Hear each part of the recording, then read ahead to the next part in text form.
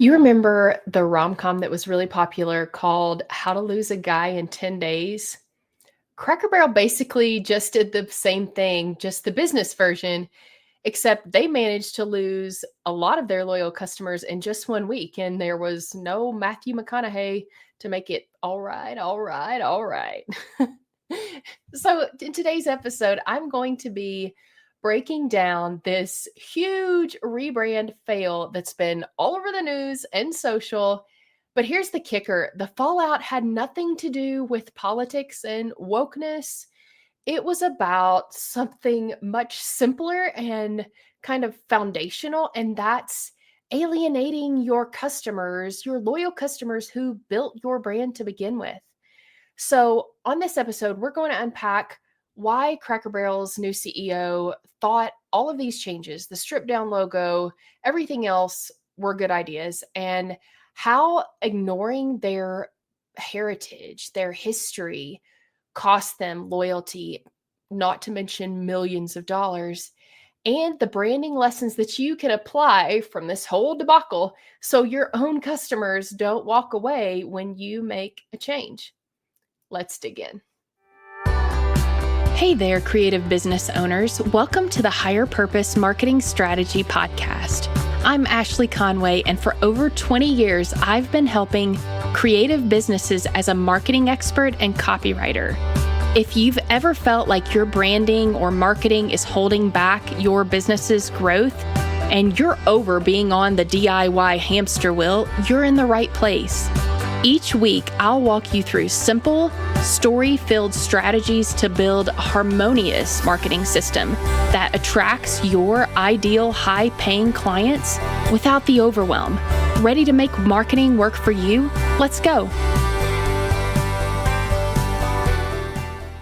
Okay, I'm super excited to talk about this, somewhat because it felt like a crossover for me. So it felt like something in the marketing realm was kind of meeting up with my own upbringing, childhood. I was born and raised in the South. So Cracker Barrel, super familiar to me. And then with this rebrand and just watching it explode online, I had so many opinions. No shocker there if you know me. So I mean, for this discussion, I really wanted to rewind back because I really didn't know Cracker Barrel's story. And I think we have to start there to know why this was such a major fail. So I did a lot of research, maybe more for this episode than for any other, to kind of pull out how this happened, where they came from, what they should do differently, and what they should do next. Okay, so Cracker Barrel was founded in 1969, long time ago, by Dan, I'm going to say Evans, Evins. I'm not sure about the pronunciation there, but he created it to be this country-themed restaurant and a general store that he purposefully positioned near highway exits or interstate exits, as we kind of recognize it, to serve travelers. The name kind of came from these literal cracker barrels. Crackers were shipped in barrels, and it was really common to find these barrels in small town general stores. So they would crack open the barrel and, eat crackers and chat. It seems really weird for us now. Maybe it's more, we would kind of equate it more with a wine bar or something where you get together and just chat about what's going on with your friends. Well, this was the same thing in the late 60s. It was this casual gathering spot like a water cooler, a water hole of the South. So that gives us an eye where it came from. The man that's actually in the Cracker Barrel old logo, older man with the overalls, his name is Uncle Herschel. He was actually the founder, Mr. Evans. It was his literal uncle. And so they brought Uncle Herschel into that logo to kind of symbolize comfort food and nostalgia and being Southern, having Southern roots and being at home and family. So this entire brand, this company, was built on heritage. Like it's an intentional throwback. It was built on heritage and family and being somewhere familiar and comfort and all of the warm feelings that you get when I say those words. That's how Cracker Barrel started.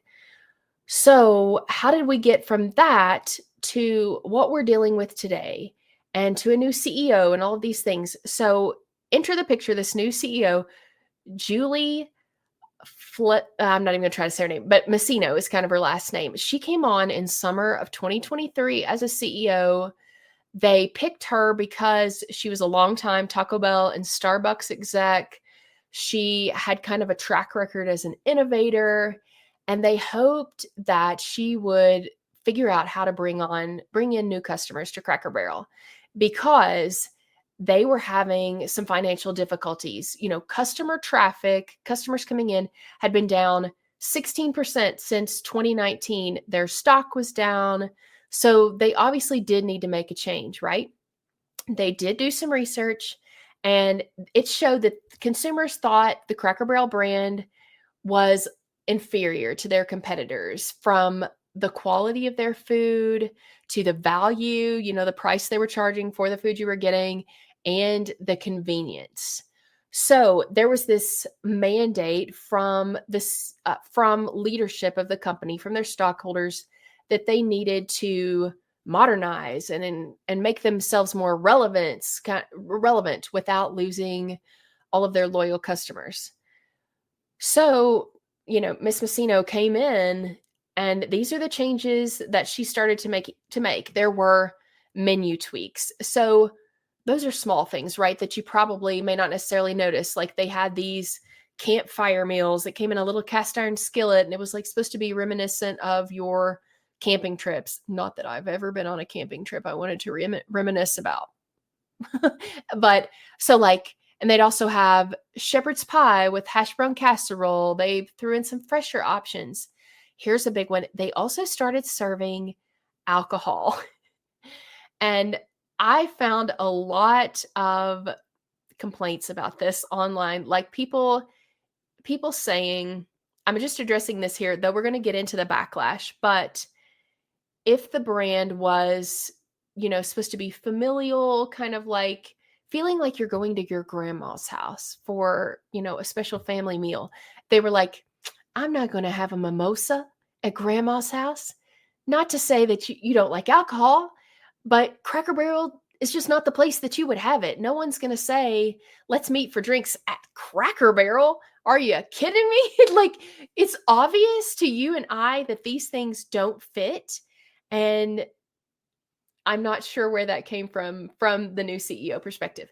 So another thing, these are dipping back into like old memories for me. There were no more, you go to Texas Roadhouse and you get their incredible rolls. You go to Outback and it's kind of the same way. You get this really rich, dark bread kind of thing. Well, Cracker Barrel's thing for eons was they would deliver you a basket of biscuits and corn muffins, kind of a mix. And let me tell you, people like my dad lived for this.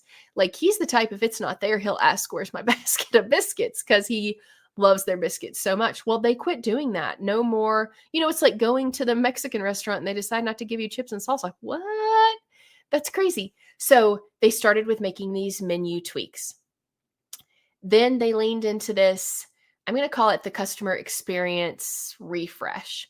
So they lightened up the decor. So there were, instead of these wood-colored walls with all of these antiques, they whitewashed all of that.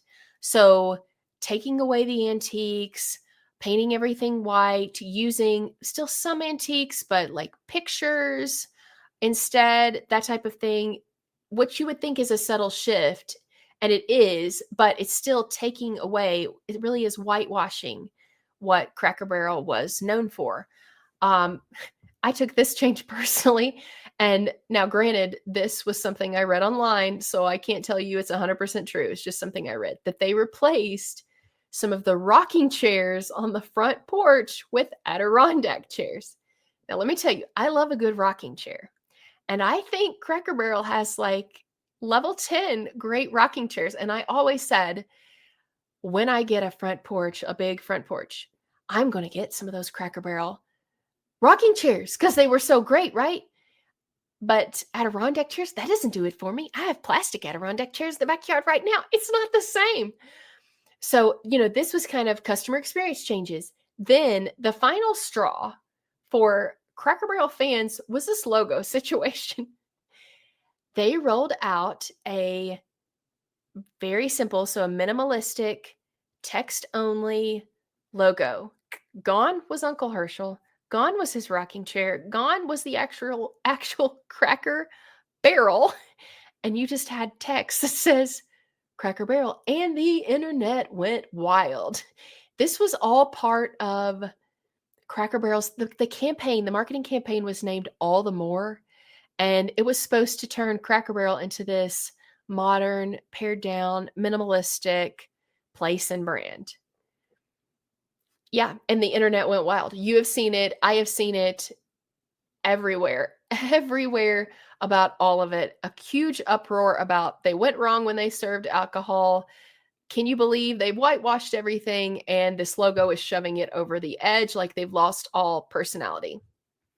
And as a side, I do think this is a trend. I mean, this woman was not out of her mind, Miss Messino, the CEO. She wasn't out of her mind. This is a trend that we are, and so I saw this actually on Instagram, somebody talking about this, that everything is kind of getting whitewashed in this point in history in terms of color is just not a thing, really. So you strip out a lot of the colors, a lot of the boldness, you make everything clean and minimalistic. Like it's just a shift from our homes, from other brands, from what we're seeing in retail stores. We're just kind of whitewashing everything. Like you look at the color of cars. It's when you see a car that's green or pink or whatever, everybody notices, because I swear to you not, because, I live in Utah. 6 out of every 10 cars have to be white or pearl or something in the white family to the point that I'm like, did they plan this? Did they all plan to park right here together? All of these white cars. It's just something that has happened over time, that we are whitewashing everything. And that was what Cracker Barrel attempted to do.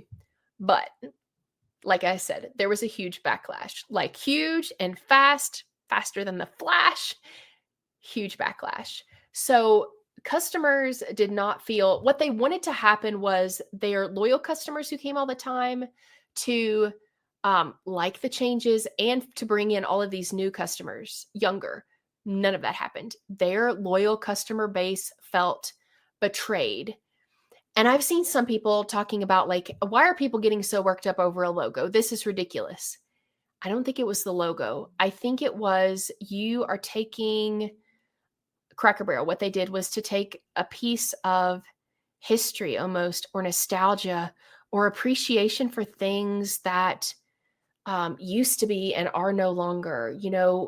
Washboards. I have one in my laundry room that I never used one. I'm not that old. I have an appreciation for things like that, for the way life used to be. There's still value in that. So I have things around here. I have a typewriter. I have different things that kind of are throwbacks, because I appreciate that there is value in remembering what came before. And I feel like customers thought they were getting robbed of that. They were getting robbed of that old-fashioned, down-home, grandma's house feeling, that is a rare thing in this day and age, and that it was being taken from them. It was like one more place they couldn't go to remember how things used to be, or to remember their grandparents and their houses, or even their great-grandparents. It was just a place to remember where you came from. And they felt like that had been stolen from them suddenly, abruptly, and maybe for some of them, without even being asked.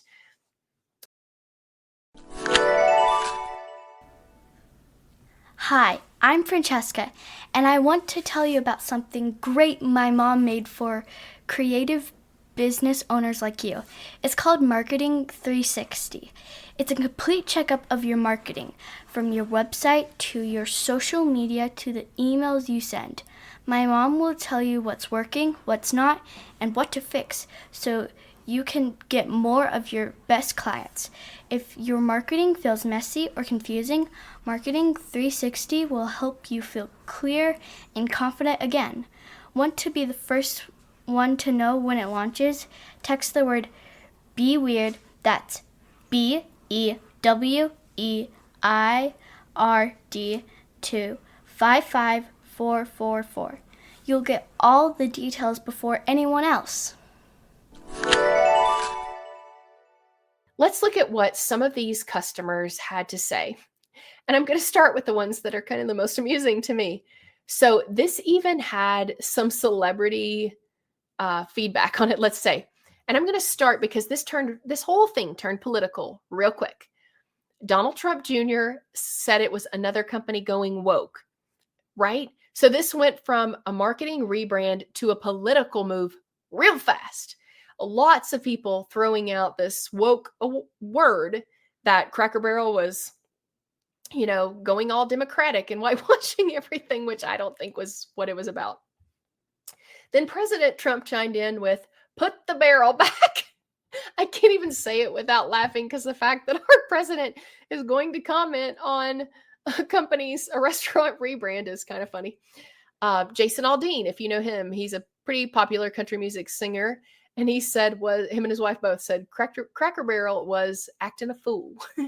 Which, why do I even bring him in there? Because they have like the same audiences, I would say Cracker Barrel visitors are also made like country music. I don't think that's a stretch. Here's a good one from Steak and Shake, who said, "Sometimes people want to change things just to put their own personality on things." Right? Common. They said, at Cracker Barrel, their goal is just to delete the personality altogether. Which, a little trash talk from another restaurant chain. And then here are a couple of quotes from loyal Cracker Barrel customers, like fans of the Cracker Barrel social media pages. So to me, that's like hardcore fanship if you're willing to follow them on social. Okay, here's one. "The food has been subpar for a while, but people still kept coming back. Why? Because for some of us, it's the nostalgia. We long to visit people and places that we can't anymore, a time that no longer exists. For some of us, it's like stepping back into a time where things were simple. That was amplified by the simple tools and signs on the walls and hanging from the ceiling.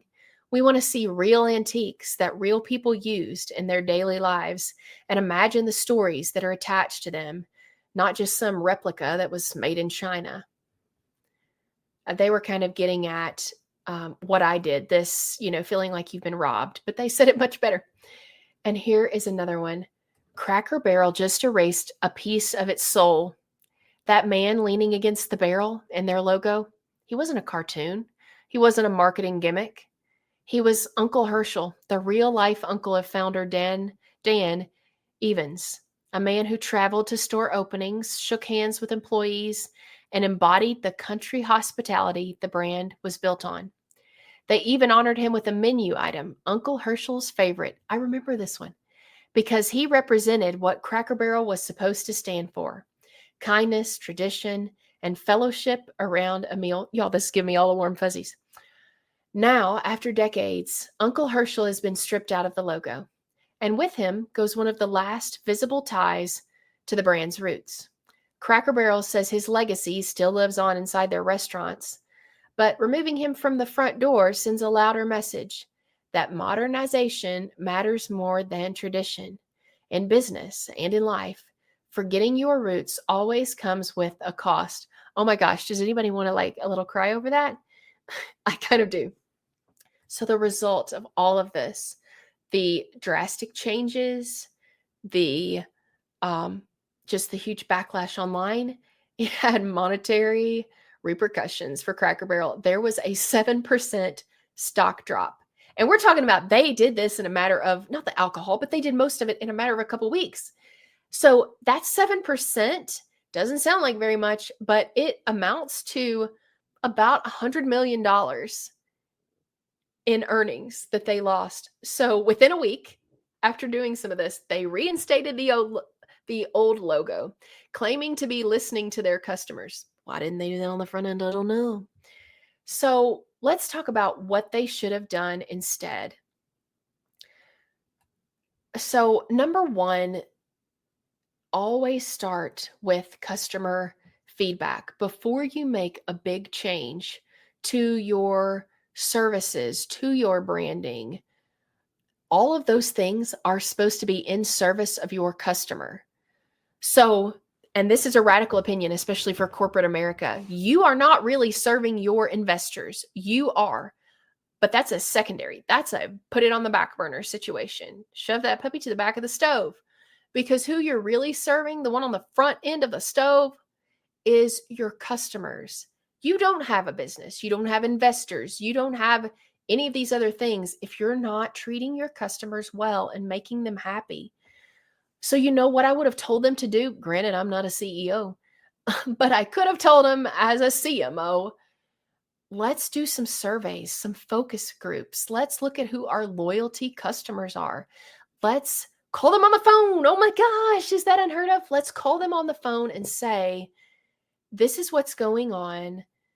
We value you so much that we want your take on all of this, because you matter much more than a bunch of talking heads in a corporate high rise somewhere. You matter, your voice matters, and we want to know, we're thinking about these 5 things, changing these 5 things because, our stock is down and we need to bring in more people. What do you think?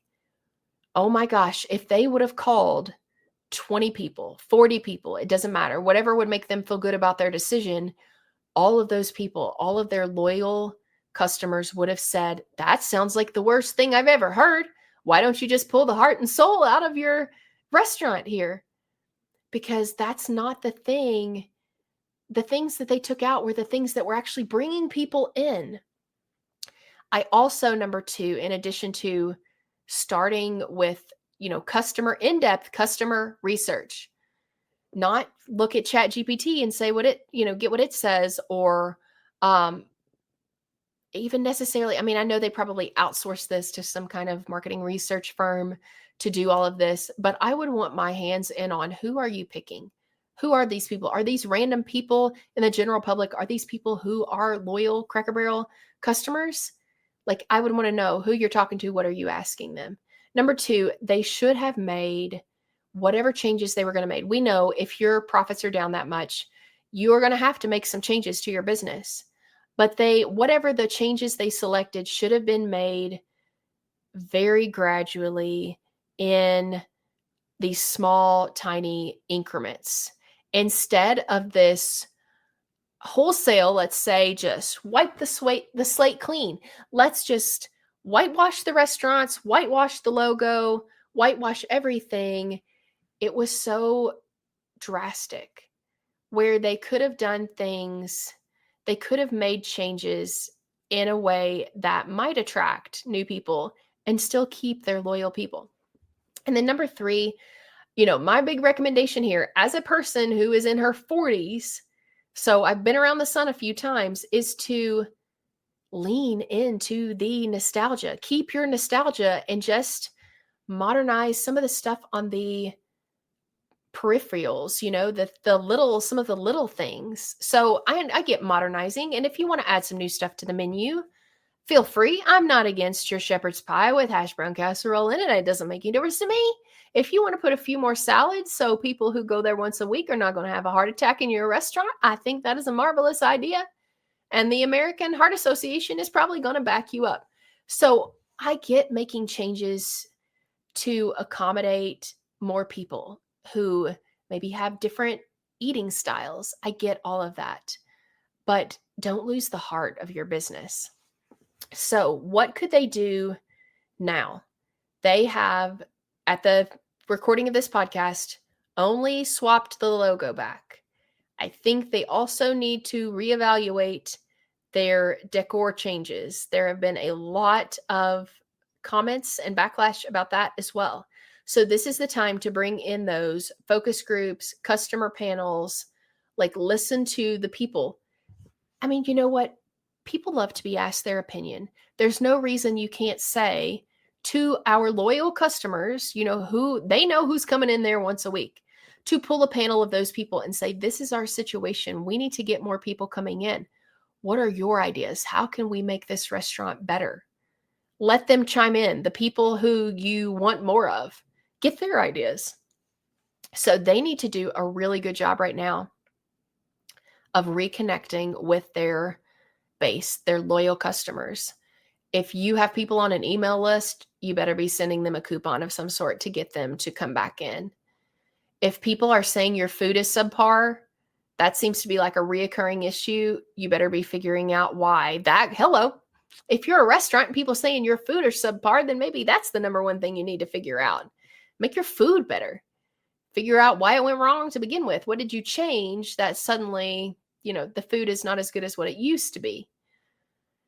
So, but they really do need to reconnect to kind of restore that connection with the people who really love them. And number 2, I say they lean hard into the nostalgia, the family atmosphere, because that's what makes them different in all of the casual dining places. I like Panera. Panera is nothing like Cracker Barrel. You think about all the places they're in this casual dining space. Cracker Barrel stands out because it is old fashioned. So lean into that. I mean, can they play music that is, oh my gosh, there's some of it that would be too old. But, can they play nostalgic music or, capitalize on the fact that they are a throwback? Throwbacks are huge right now. Look at all the movies that are being remade, the TV shows that are being remade, all the things that are being redone. I mean, I just went to the theater a couple weeks ago to watch Freakier Friday. And let me tell you, it was a cute movie, but there was so many Easter eggs in there for those of us who watched it as a younger kid when the first one came out. Nostalgia is huge. Throwbacks are huge. People want to occasionally relive an older decade before the internet got us all.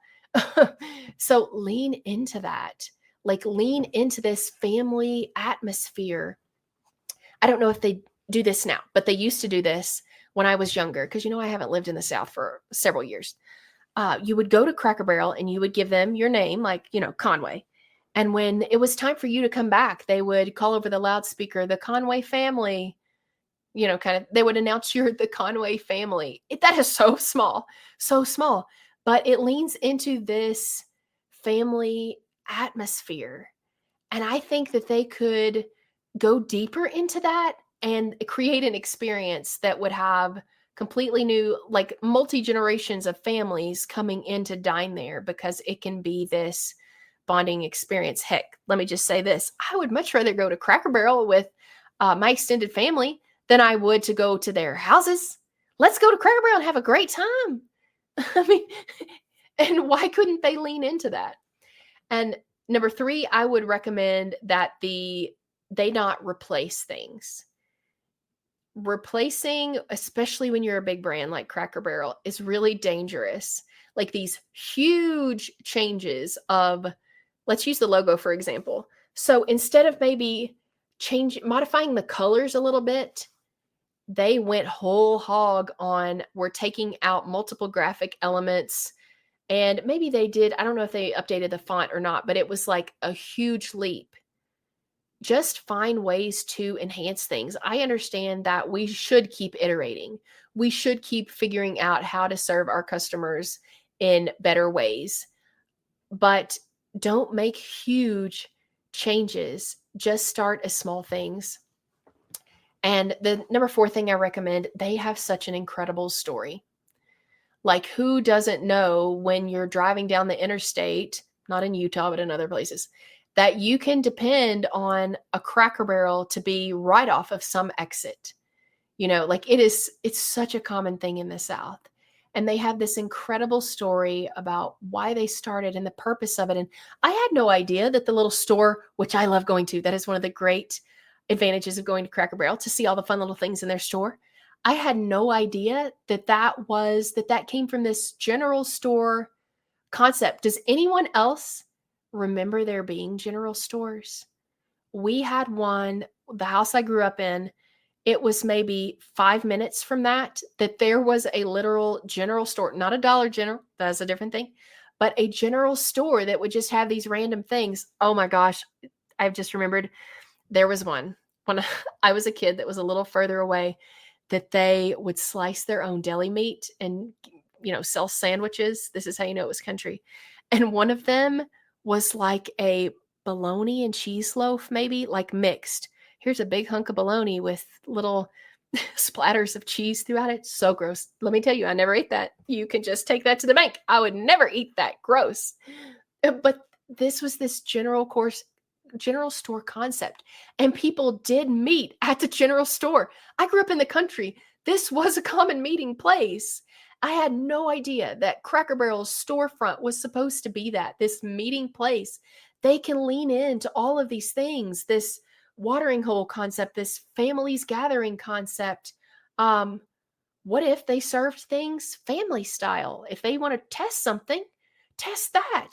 Like, still be the place where families gather and memories are made and memories are remembered, and just add extra comfort for today. If you want to have better seats than a hardwood chair, I applaud that. Because who doesn't love comfortable seating? But lean into what makes you great, and lean into your story and who you were when you started. So here are the takeaways for you as a person who probably doesn't own a Cracker Barrel. I'm going to guess that we don't have many of those listeners. But here are the takeaways for all of us. Don't alienate the people who already love you in the name of change, in the name of iterating, of getting better, of growing. Don't alienate the people who are your loyal customer base, who want to know and, want to buy every single thing that you're doing. Don't leave them behind in the name of growth. 2, don't forget that your story, where you came from, why you started, and having people who are loyal to that vision that you had, don't forget that those are huge assets. That you never want to get so big that you forget where you came from, right? Because there are so many people that joined you for that very reason. 3rd, remember that change shouldn't be about erasing your identity, your business's identity. It's just, we all evolve. We evolve as people. We evolve as businesses. But you're not erasing who you were or where you came from. You're modernizing with your customers, not necessarily pushing them to modernize, to do things in a new, different way.